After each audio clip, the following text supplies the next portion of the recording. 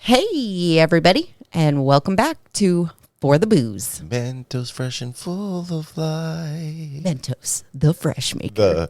The what I call it? I'm just chewing my mouth freshener. Mouth freshener. Welcome back, everybody, to another episode of For the Booze. Yeah, we were just having a little moment there. It was so funny. Before we hit record. I was like, are you ready? He's like, or he asked me, am I ready? I was like, yeah. Are you ready? He's like, yeah, I'm just chewing my mouth freshener. Well, this is what happens when you come home late from work on a Friday night and we got to record at almost 1 a.m. Yeah. But hey, it's going to be a fun episode. It's going to be so much fun. It is. And this is going to be a very interesting topic today. But before we get into today's topic, we would actually like to announce a partnership that we are doing with creepycrate.com. And if you haven't heard of Creepy Crate, Creepy Crate is a horror and true crime subscription box that's filled with spooky collectibles, macabre accessories, and terrifying goodies. Each bi-monthly box is filled with over $85 of terror and includes at least one horror or true crime book. This box delivers dread to your doorstep for just $39.99 with free shipping. So just go to creepycrate.store to subscribe. But better yet, because you are listeners of For the Booze, you can use the code Booze5. That's BOOS and the number 5. That's right. And you'll get $5 off your first order. And that's going to be good for the foreseeable future. Yes. We're going to keep this going with Creepy Crate. We were contacted by them a little while ago, and I checked them out online. And I had brought them up a few episodes ago because whether or not this went through, I think this is a really cool product. Yes. We've got one on the way. So maybe we'll have like kind of like a mini unboxing on the show. Absolutely. And be like, this is what we get. But I know that I'm not exactly sure which box it'll be in. But we wrote some stuff that will be a part of one of the Creepy Crate boxes. Yes. I'm not sure which month. So if that's something you want to check out, go over there to creepycrate.store, I guess. I said .com at first. I'm new to this. creepycrate.store to subscribe, and you'll have a little thing in there that we wrote up for you guys. So. Yeah, we are super, super excited. Absolutely. We are so glad they reached out to us, and I am very much looking forward to getting our first box. We love true crime. We love horror. We love serial killers and all the cool things. And the spooky stuff. This is just so different, I think, than any like subscription thing you get. I've done like the makeup subscriptions and stuff like that, but this is just so cool. I am so, so very excited. I think they make like a guitar subscription box. Yeah, maybe. Probably not. I can't see them sending you a guitar every month. That'd be an expensive subscription box. box. Be like, for only $500 a month, your whole, like half your rent. But Creepy Crate, and we are very happy to be doing this with them. So show your support and Booze5 and get that for yourself, or maybe for somebody that you love, that is a true fan of true crime and horror. Yeah, and if you do and you like it or you don't like it, just write us, email us, whatever. We'd love to know what you think about it. Absolutely. But moving on, we have to get into this week's show. Yes. And we're going to do it a little bit throwback kind of episode today because it is Mother's Day this weekend, and I would like to spend some time with you. Yes. Instead of editing. So you're still going to get a good episode, I promise. We're just going to kind of harken back to the days of old, if you will. The days of yore. We're going to have kind of a conversation because on top of that, this is kind of a strange one. It's not going to be, there's going to be some weird stuff in here. Yeah. There's going to be some stuff you're expecting, but there's definitely going to be some discussion that you're not expecting for sure. So we are going to beautiful, majestic, grand North Carolina to Ashville to visit the famous Biltmore Estate. That's right. The Biltmore Estate. The Biltmore Estate or the Biltmore House. Now, I don't want listeners to get this confused because honestly, until I researched it, I just thought of it as one Biltmore. I guess I kind of got my wires crossed as far as Biltmore Estate and Biltmore Hotel, which is down in Miami, I believe. Both are known to be very haunted places, but this is kind of the original. This is the home. This is because we're still in our haunted home thing that we're doing. And this is going to be a good one. I'm so excited. Well, let's do this. All right, let's go. Now, today's tale takes place in Ashville, North Carolina, the county seat of Buncombe County. It is located at the confluence of the French Broad and Shenandoah rivers. And it's the largest city in western North Carolina and the state's 11th most populous city. According to the 2020 census, the city's population was 94,589, up from 83,393 in the 2010 census. Long before the arrival of Europeans, the land where Asheville is now located lay within the boundaries of the Cherokee Nation, which had homelands in modern western North and South Carolina, southeastern Tennessee, and northeastern Georgia. A town at the site of the river confluence was recorded by Hernando de Soto during his 1540 expedition through the area. His expedition was comprised of the first European visitors who carried endemic Eurasian infectious diseases that would go on to kill many of the native population. Wow. It's terrible. Yeah. Now, the Cherokee had traditionally used the area by the confluence for open hunting and meeting grounds. They called it, I'm going to try my best with this word. Okay. Untakasidi. Yes. Okay. Let me take another shot at that. Untakia Sadii. It's a Native American word, very hard to say. Yeah. But the meaning behind this word is, quote, where they race in the Cherokee language until the middle of the 19th century. European Americans then began to settle in the area of Asheville in 1784, after the United States gained independence in the American Revolutionary War. Now, that year, Colonel Samuel Davidson and his family settled in the Shenandoah Valley, redeeming of soldiers' land grant from the state North Carolina made in lieu of a payment. Because that's how they did it back then. They didn't just pay you. Like they would give you land and homes and stuff like that. Right. It's more like almost like a barter system. I think you still made money, but you would also get land payments and stuff. It was a good way for young men to kind of put their life on the line for a future. Yeah. Kind of like how, you go to the military now and they'll pay for college. Right. Sometimes. Now, soon after building a log cabin at the bank of Christian Creek, Davidson was lured into the woods and killed by a band of Cherokee hunters resisting the white encroachment. Oh, my God. Davidson's wife, child, and female slave all fled on foot overnight to Davidson's fort, named after Davidson's father, General John Davidson. It was located 16 miles away. Wow. In response to the killing, Davidson's twin brother, Major William Davidson, and brother-in-law, Colonel Daniel Smith, would form an expedition to retrieve Samuel Davidson's body and avenge his murder. Months after the expedition, Major Davidson and other members of his extended family returned to the area and settled at the mouth of Bee Tree Creek. Buncombe County was officially formed in 1792. The county seat, named Morristown in 1793, was established on a plateau where two old Native American trails crossed. In 1797, Morristown was incorporated and renamed Asheville after North Carolina Governor Samuel Ashe. George Washington Vanderbilt II was born on November 14th, 1862.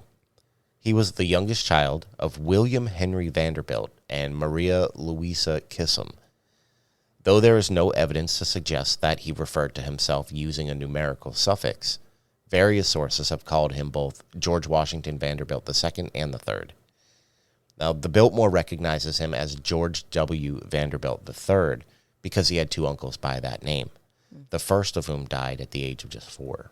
Wow. As the youngest of William's children, George was said to be his father's favorite and his constant companion. Relatives described him as a slender, dark-haired, and pale-complected child, shy and introverted. His interest ran to philosophy books and the collection of paintings that were part of his father's large art gallery. Wow. Cool. It was like a very worldly child. Yeah. He acquired a private library of more than 20,000 volumes. It's a place you could get lost in. For sure. Now, in addition to frequent visits to Paris, France, where several Vanderbilts kept homes, George Vanderbilt traveled extensively and became fluent in several foreign languages. His father owned elegant mansions in New York City and Newport and an 800-acre estate on Long Island. When William died in 1885 of a stroke, he left a fortune of approximately $200 million, the bulk of which was split between his two elder sons, Cornelius Vanderbilt II and William K. Vanderbilt. Now, George Vanderbilt had inherited $2 million from his grandfather and received another $1 million on his 21st birthday from his father. Upon his father's death, he inherited $5 million more, as well as the income from a $5 million trust fund. Wow. That's a lot of money back We're talking then. about in the 1880s. Yeah. That's a lot of money. An astronomical amount.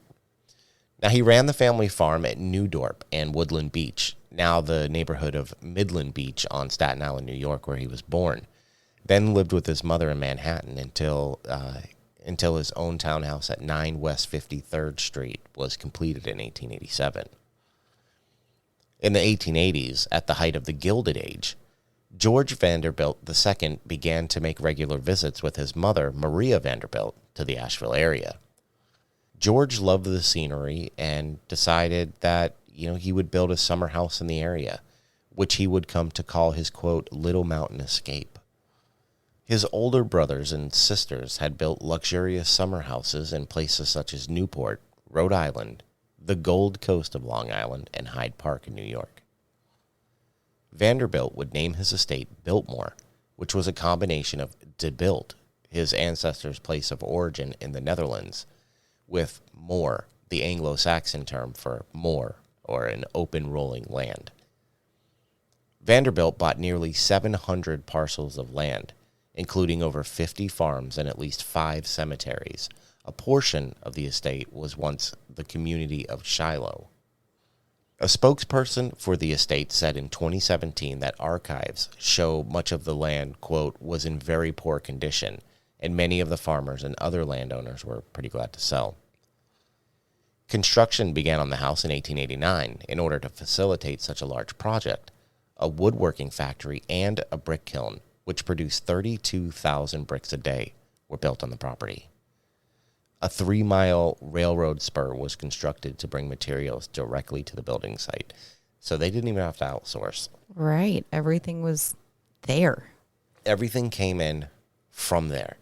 And on top of it, they had railroad connections all throughout the place, so they wouldn't even have to, haul it in. Right. And 32,000 bricks a day. Yep. That's a lot of bricks.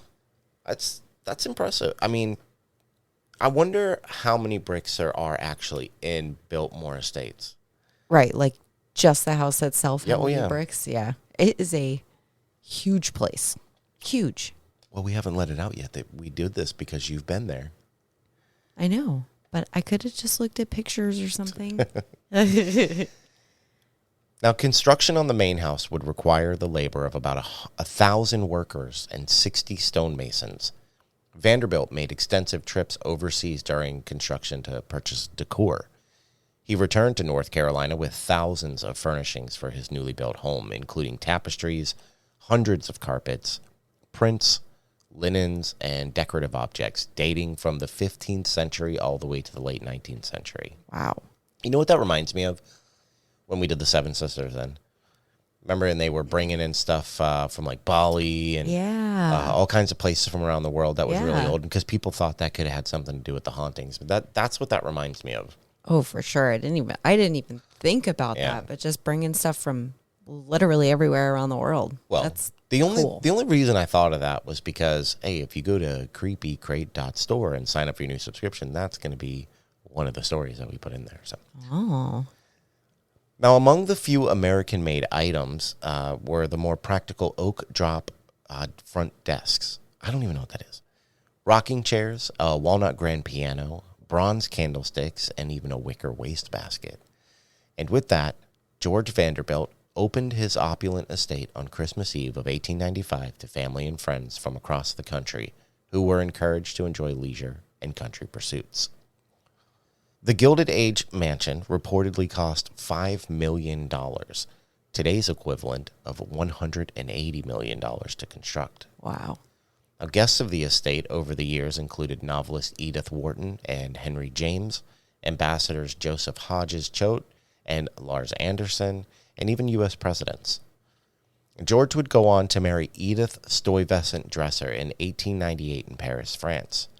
Their only child, Cornelia Stuyvesant Vanderbilt, was born at Biltmore in the Louis XV style room in 1900 and grew up at the estate. Now, stressed by congressional passage of income tax and the expensive maintenance of the estate, Vanderbilt initiated the sale of 87,000 acres to the federal government. After Vanderbilt's unexpected death in 1914 of complications from an emergency appendectomy, his widow would go on to complete the sale. He died young. Yeah. Of a surgery that I had when I was a kid. Yeah, but back then it wasn't anything like it is different times, today. and I almost died from that. So, Yeah. That's I scary. can only imagine when we read stuff like that in these stories. It really it freaks me out because I was 8 when I had mine. I'm pretty sure I was about 8, and I almost died from that. Yeah. And that was with modern medical practices. Right. I wouldn't want to know what that was like during these very primitive medical years. No. You know, because It was terrifying. yeah, medical science wasn't very evolved at this point. Now, she would go on to carry out her late husband's wish that the land remained pristine and that the property became the nucleus of the Pisgah National Forest. Overwhelmed with running the largest estate, Edith began consolidating her interests, selling Biltmore Estate Industries in 1917 and Biltmore Village later in 1921. She intermittently occupied the house, living in an apartment created in the former bachelor's wing, until the marriage of her daughter Cornelia to John Francis Amherst Cecil in April of 1924. The Cecils would go on to have 2 sons who were born at Biltmore in the same room where their mother was born. Wow. That's cool. That's really cool. Now, in an attempt to bolster the estate's finances during the Great Depression, Cornelia and her husband opened Biltmore to the public in March 1930 at the request of the city of Ashville, which helped to revitalize the area with tourism.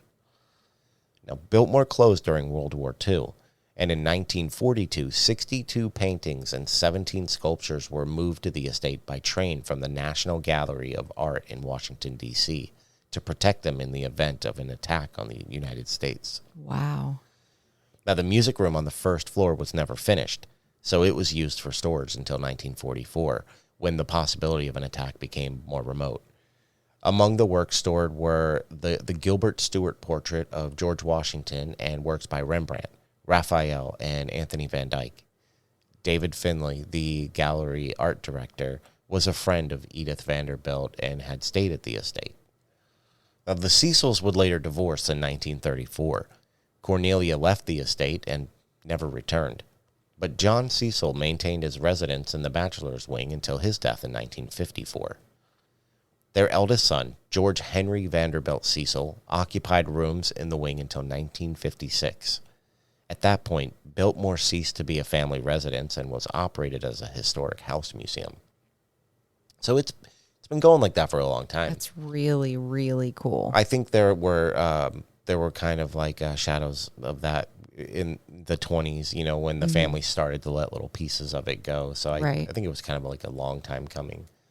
I wonder too, like if Vanderbilt himself wanted that sort of thing, like if he saw that's what he wanted envisioned, you know. And I know, like, I don't think so.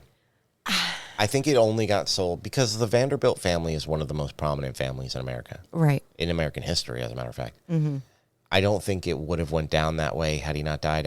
I just think that it was sold because Mrs. Vanderbilt, it was too much. I mean, of course. It was a lot. Because when you think Vanderbilt Estate or Biltmore, you think of the house that, like, you went to see.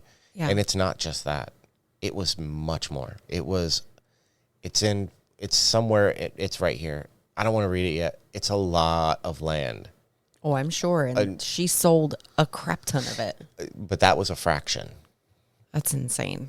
That's crazy. Now, their younger son, William A.V. Cecil Sr., returned to the estate in the late 1950s and partnered with his brother to manage the estate's financial trouble.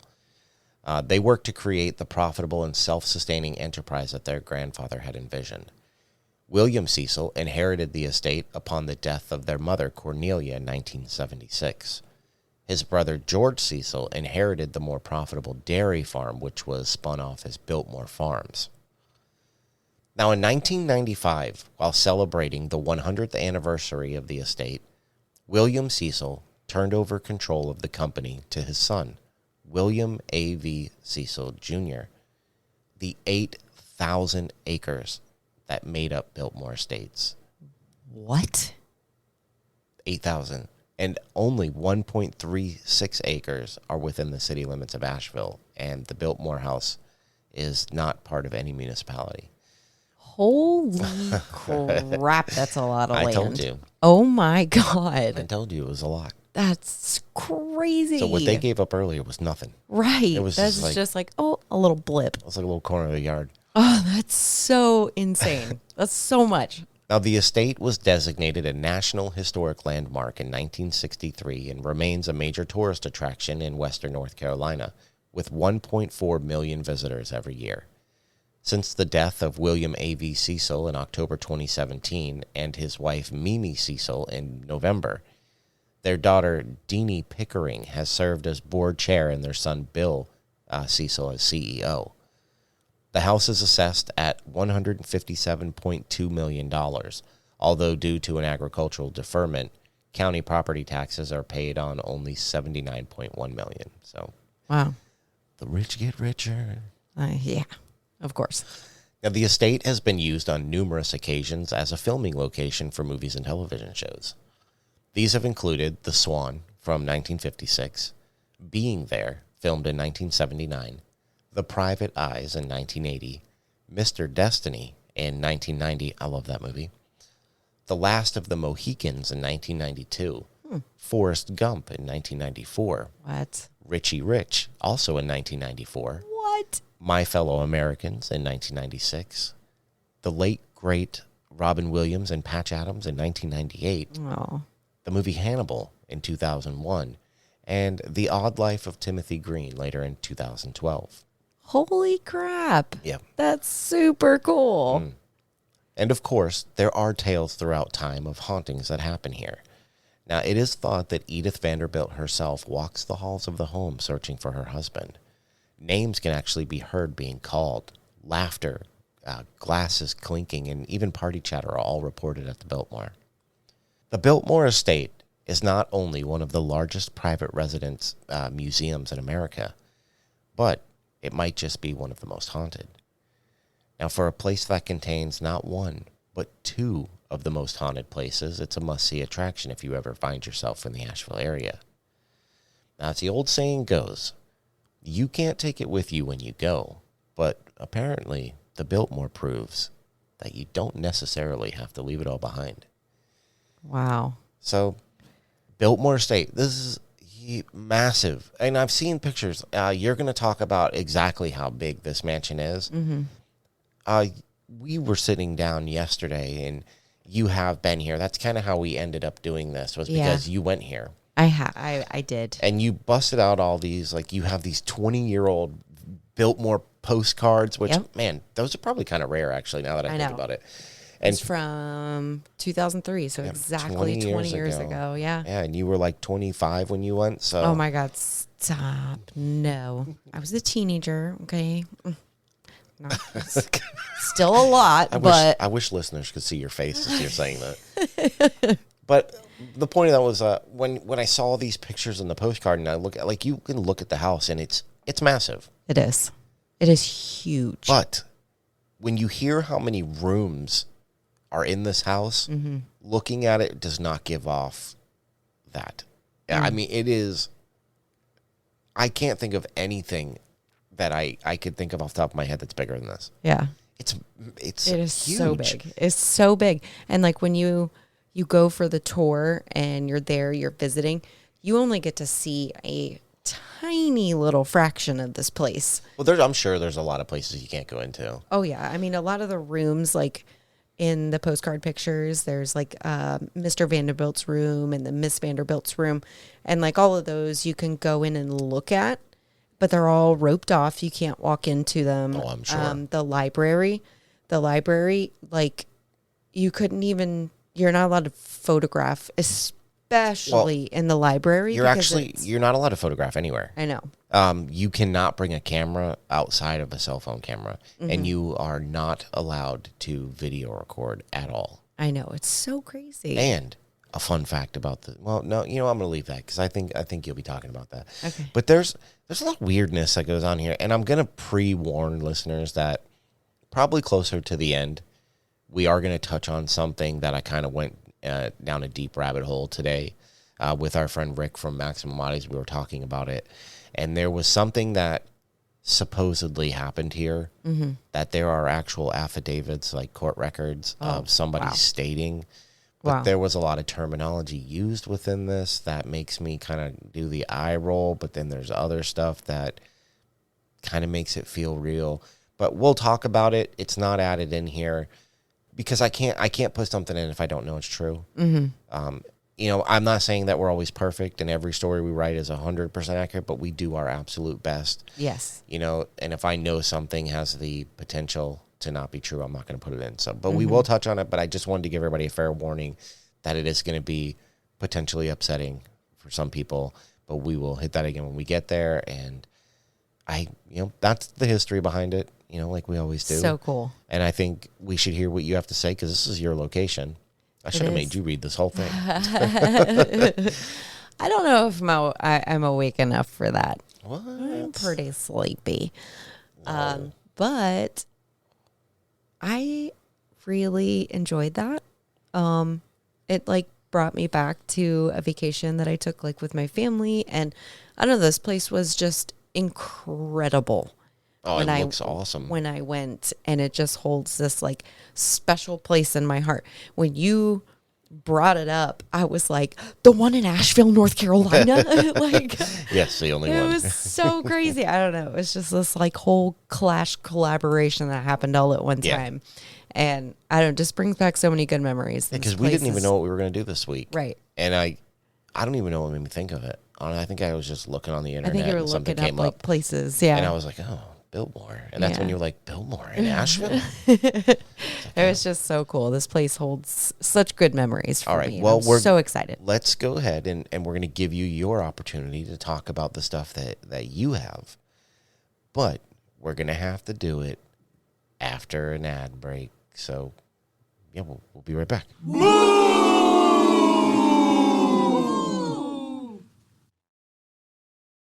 And now, Booze Crew, back to the show.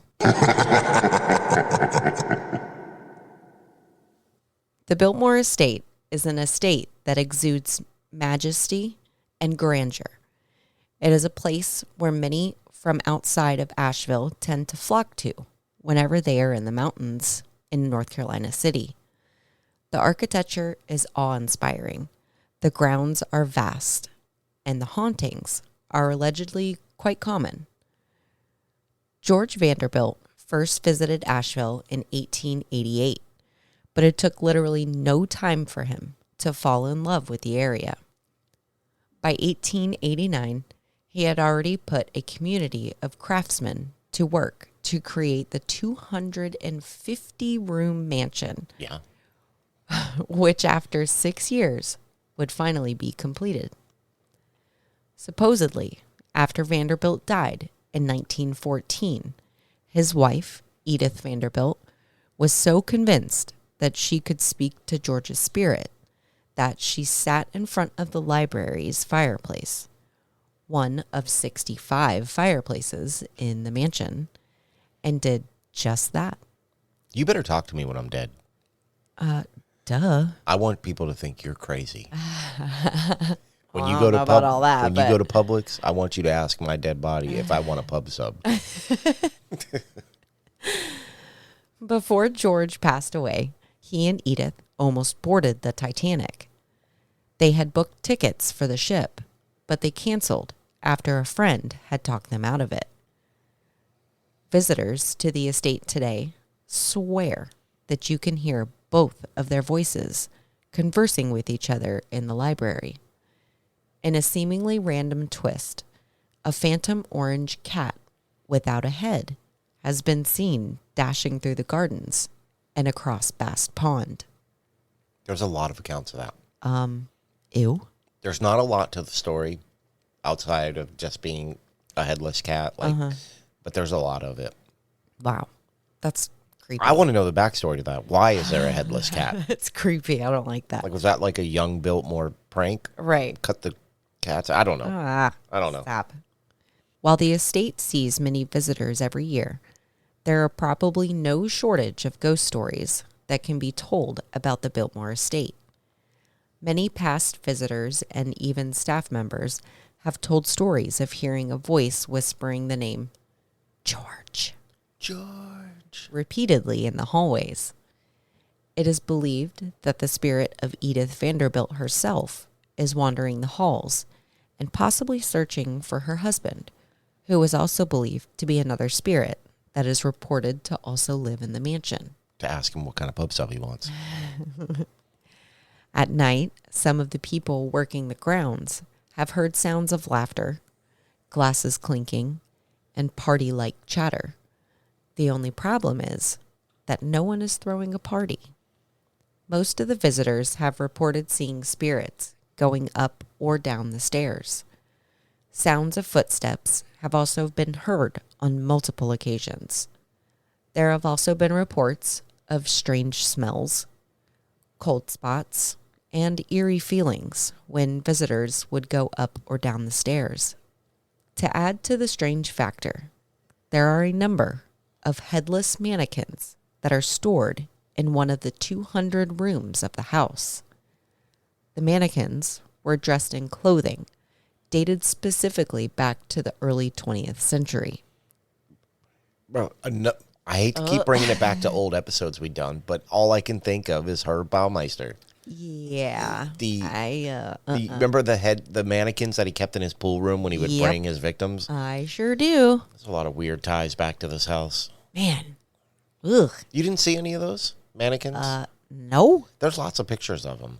I don't recall seeing any headless mannequins. Yeah, they're like store mannequins that are dressed up in period clothing, like just kind of staged around the room. I mean, probably, but I want to don't know specifically remember it. Why?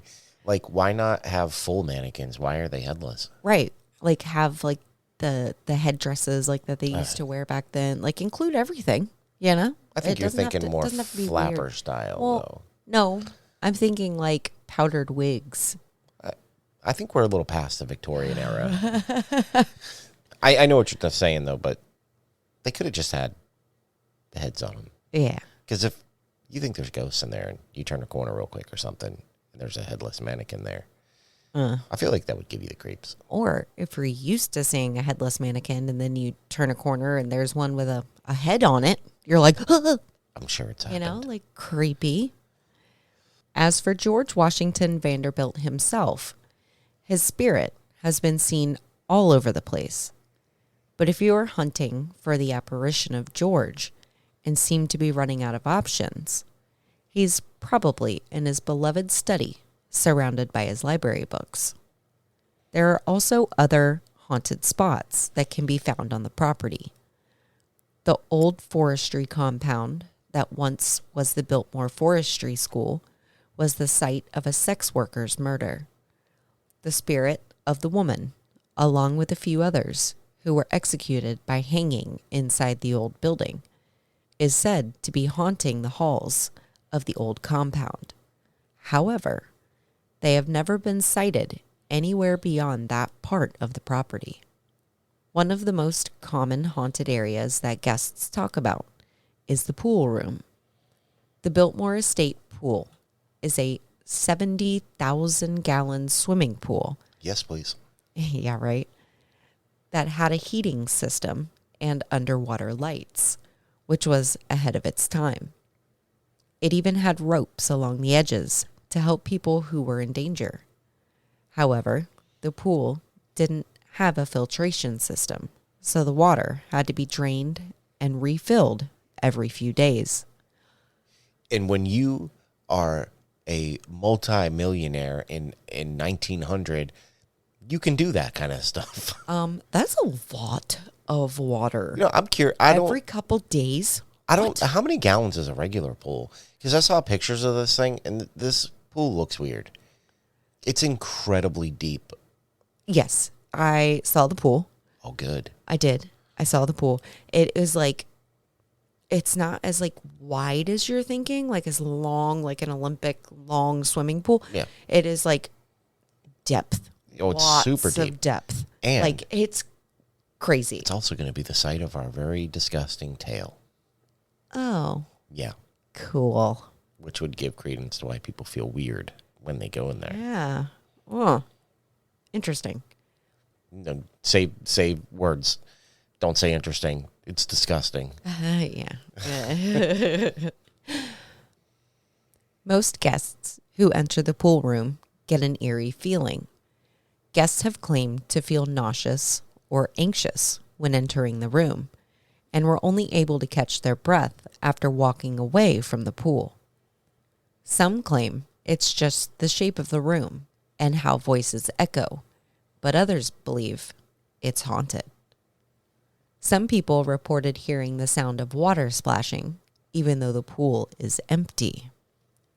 Others have claimed to hear laughter coming from the drain. A few guests have even seen an apparition known as the Lady in Black standing in the room.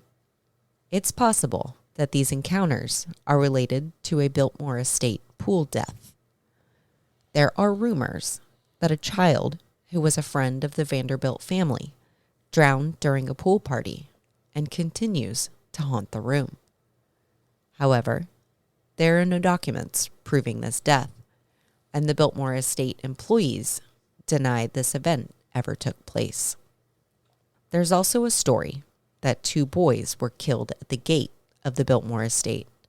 In 1922, a man named Walter Brooks was guarding the gates when he was instructed to investigate a suspicious vehicle.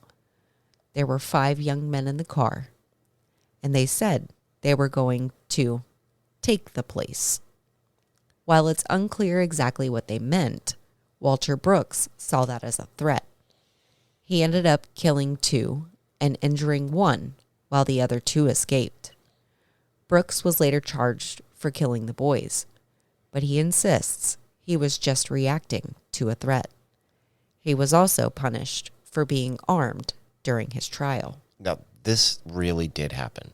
This isn't an allegedly there. This is an actual recorded piece of history.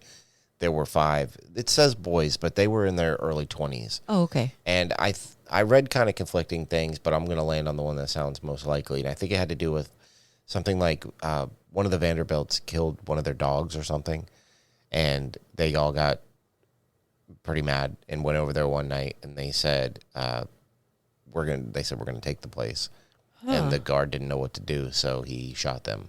Wow. But that is I know we do a lot of like allegedlys and claim to be on this show, Right. Because you never really know for sure when you're talking about something from 100 years ago. Right. It's stories and, lore, legend type But things. this really did happen. Wow. That's crazy. Yeah. The Halloween room of the estate is a basement that was initially used as storage, but it's covered in murals on the walls that many guests find very creepy. It's suspected that the room was painted that way for a Halloween event because cats, bats, and other Halloween-related images cover the walls. There are no reported tragedies in that room, but many people get the same bone-chilling feeling they get when entering the pool room or library. There's a rumor that the Halloween room is haunted by the apparition of an intoxicated woman wearing a flapper outfit from the early 1900s. Workers who thought they were alone in the building have also reported hearing footsteps, voices, and screams.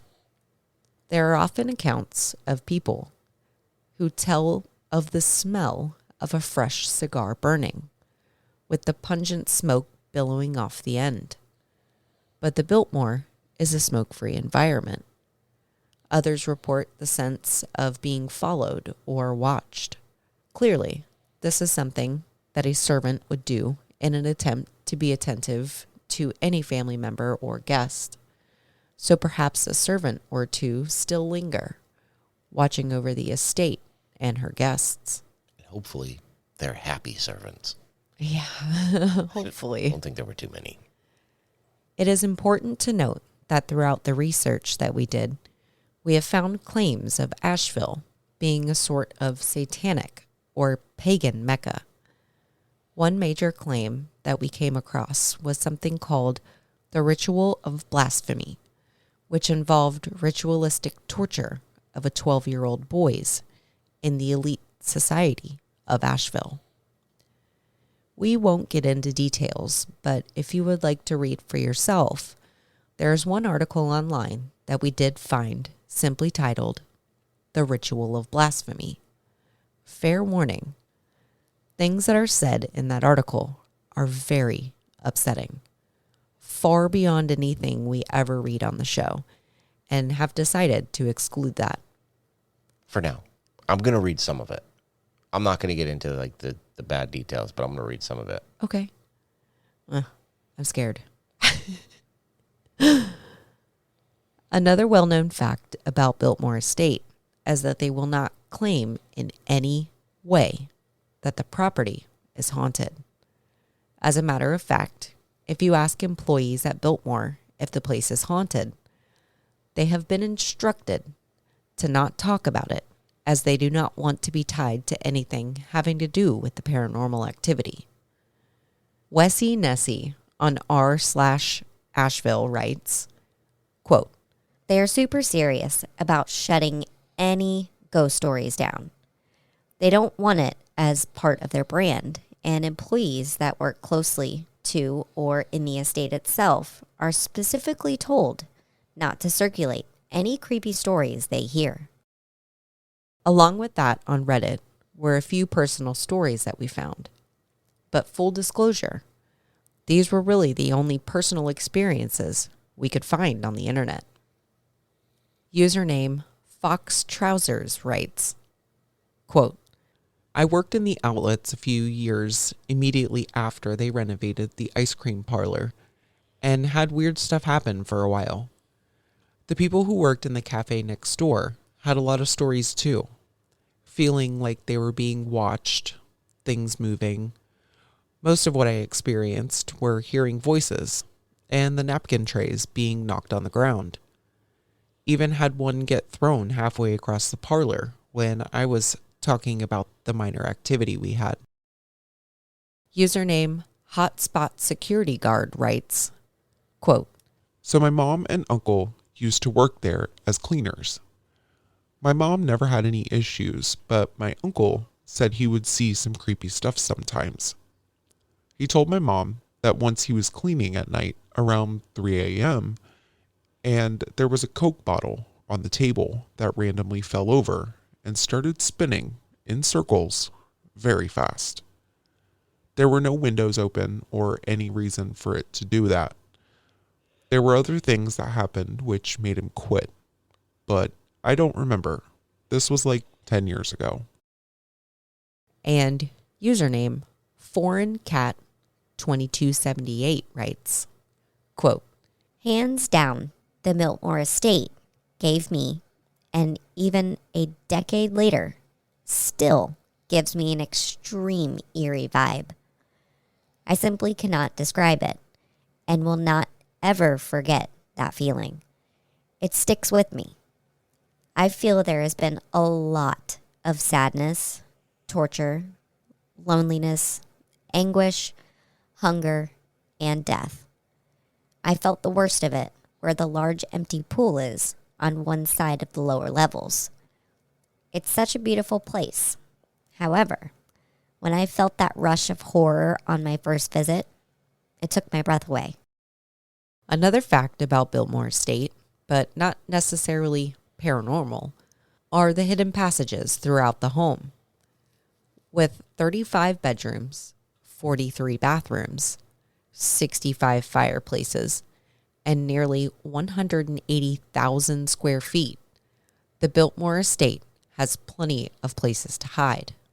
That is a massive home.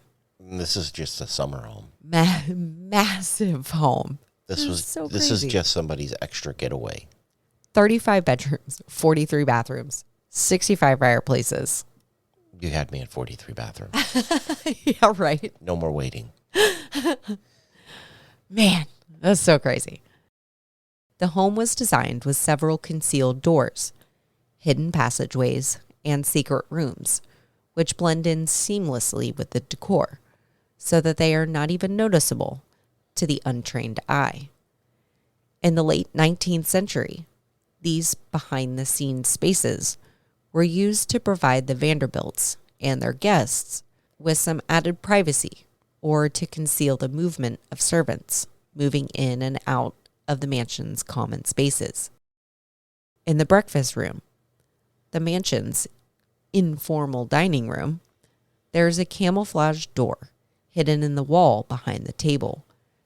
It leads to the butler's pantry, which servants would slip in and out of while carrying meals.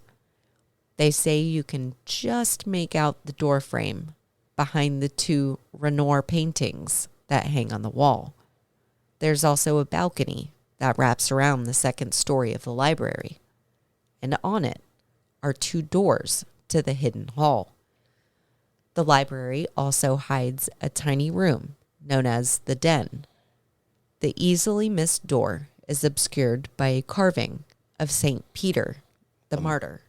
It leads to a mysterious room that may have used as a quiet place to read and write, a special little oasis within the giant home. Another hidden space is found in the billiard room. A wooden door beside the fireplace leads to the smoking room, where the men would retire for brandy and cigars. Additional hidden treasures include a trap door in the floor of the winter garden, where tropical plants were housed in the wintertime, and a concealed closet in Vanderbilt's own bedroom, decorated to blend in with the rest of the wall so as to not disrupt the careful decor. One thing that has never been a secret is just how much the Vanderbilt family valued living in a healthy, active life, including adequate exercise, rest, and sleep. They spent their days walking, biking, and hiking the expansive grounds. Plus, enjoy their indoor swimming pool, gymnasium, and even a bowling alley. This is all a part of what makes Biltmore what some would consider a magical space steeped in history and a culture that continues to inspire those who visit today. But is there a darker side? Are there secrets lying within the passageways that we don't know about? Some questions will forever go unanswered. And while the employees may not talk about the paranormal activity that happens here, it seems the locals are quite the opposite. Some of those who have been here have told stories that make this place one of the most well-known haunted locations in all of North Carolina. But with a lack of evidence, the answer lies within what you think. Is the Biltmore Estate just a scenic, beautiful location? Or could it be the epicenter of dark, ritualistic, wealthy, elitist rituals taking place? It seems you'll have to go there to find out for yourself. That's right. There are a lot of underground stories of... Now, I talked to our friend Rick because he lives in Virginia, and he's not too far from this place. Right. He's lived there his whole life, and he had never heard about this either. But if you Google it online, apparently Ashville and like the whole Blue Ridge Mountain area there is rumored to be like this satanic ritualistic hotspot. Where they sacrifice and do all kinds of kidnappings and tortures and rapes and everything out there. Ew. Yeah. Why? I don't know. That's weird. I don't know. Anywhere there's like super rich American families, there's always some kind of weird ties to like baby eating and, satanic worship and stuff like that. Isn't that always such a weird correlation that goes together? It's the whole like eating the youth to stay youthful. But I know I said we weren't going to really talk about this, but I do want to kind of read some of this story so everybody can get an idea of what this is. I'm not going to read the whole thing because it does get into some stuff that I don't want to read on here. Right. But I'm going to read some of the beginning of it, and if it's something that you want to look further into, you can just Google ritual blasphemy Biltmore. And there is a whole twisted tale that comes up with a lot of famous people's names in it. That would have been around 12 years old at the time. Oof. So I'm not saying that this is truth or anything. Right. It's just something I found, and I found it twice. So the fact that it exists out there, and it's not even from that long ago. I think it's, when was this? August 23rd, 2022. Oh, wow. This is when this article came out. So I want to give it a little bit of a spotlight, but... Not too much of a spotlight. Well, yeah, just because I don't know... for sure how much of this is, but yeah, it's on a website called supersoldiertalk.com, and it says, here is a link to the ritual of blasphemy at Biltmore Mansion and Jessie's affidavits. She names names. Gloria Vanderbilt would also torture us Montauk kids as well. I think they would also send us back in time and pocket realities to conduct these rituals. The 12-year-old Luciferian Brotherhood hierarchy boys ritual called the Ritual of Blasphemy. It was 5 boys, 3 nights, and unspeakable horror.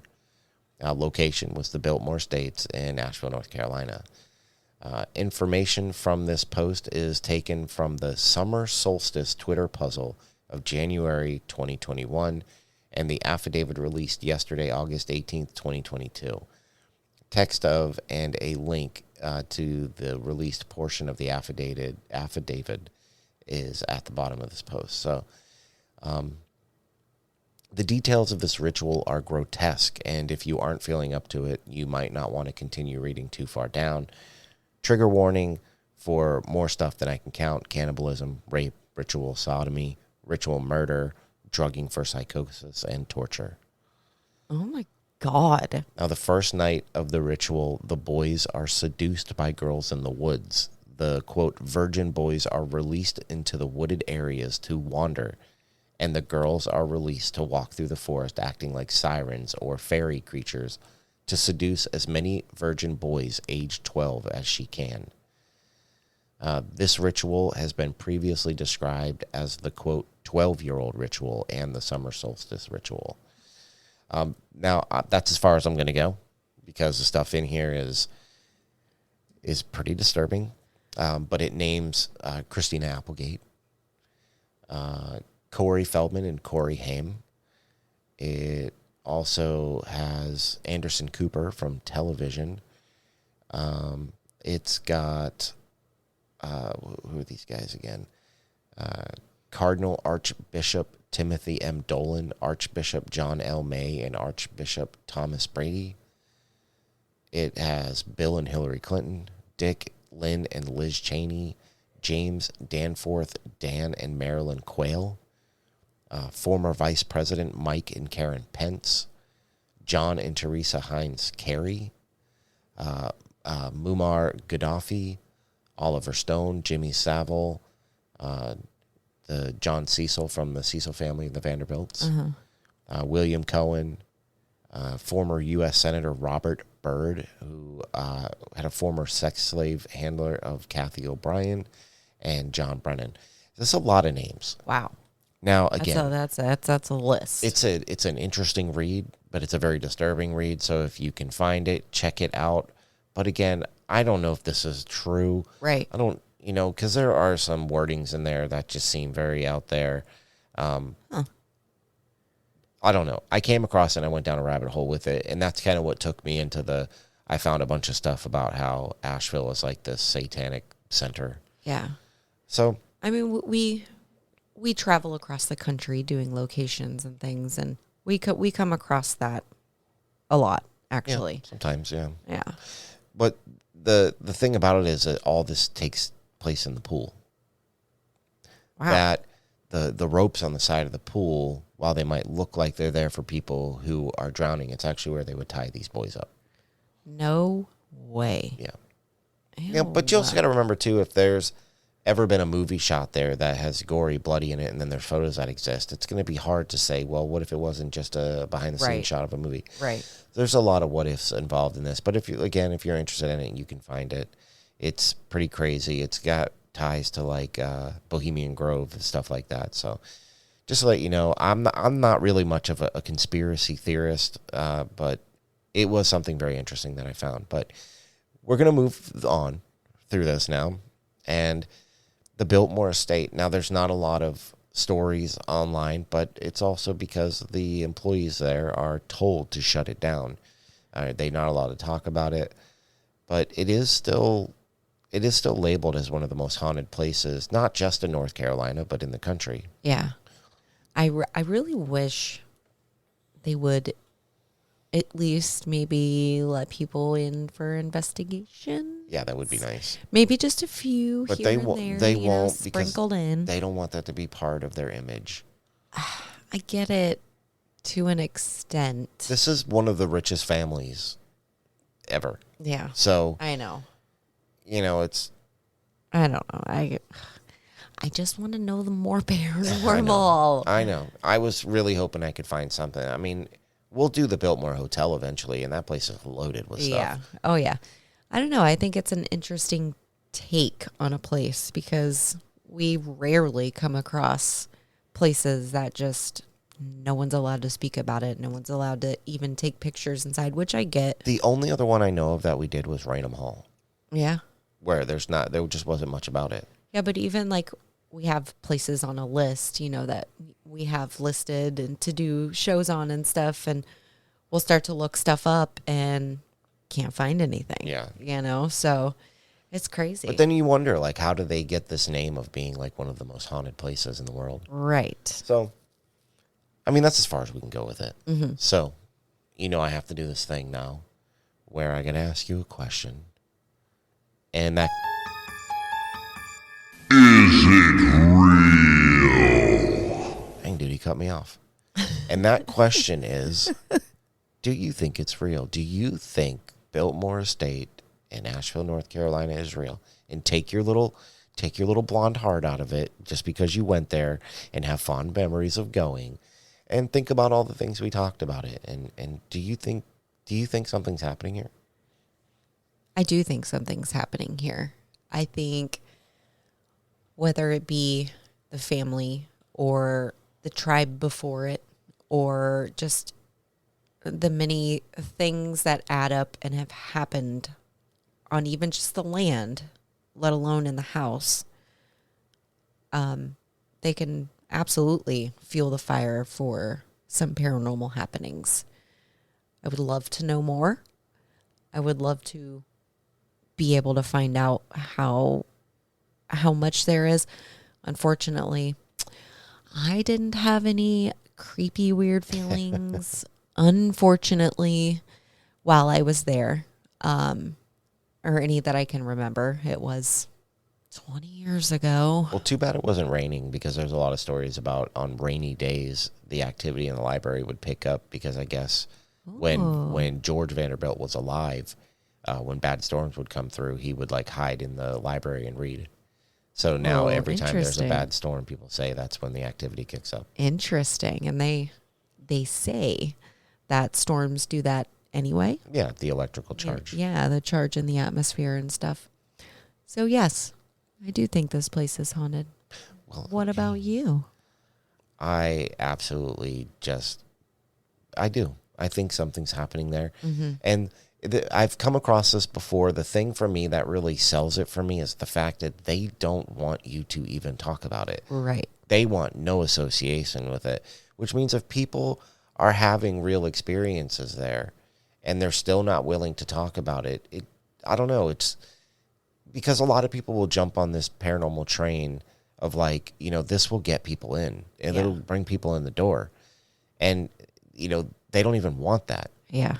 So to me, that speaks more than anything. And I do agree with what you said. Like, the reason I always go so far back in time when we do these is because I want to let people know about all the stuff that happened before the house even got there. Yeah. And you got to remember, the whole East Coast and the South in general was Native American land. And lots of people died. There were lots of wars that happened on these soils. And so there are so many possibilities for things to have happened. But yeah, the thing that stands out to me the most is just the fact that they don't want you to talk about it. So Yeah, it's crazy how much they try and shut that down. yeah. It's So crazy. that means that this place is gonna get The big old seal of approval. I love how delighted you look when I I know. wave you over to do it. Yay. It's exciting. So yes, we believe that Biltmore Estate has some kind of paranormal activity going on there, and it's too bad that they won't talk about it. I know. Just share it with us already. Come on now. Let people in, and don't let some of the.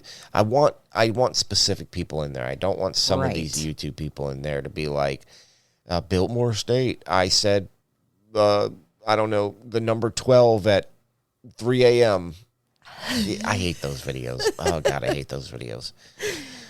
But yeah, so Biltmore gets the approval this week, and we'll be back to doing a normal episode next week. It's just, it's Mother's Day. And by the way, happy Mother's Day to all you great moms out there, all you cool moms listening to this paranormal podcast right now.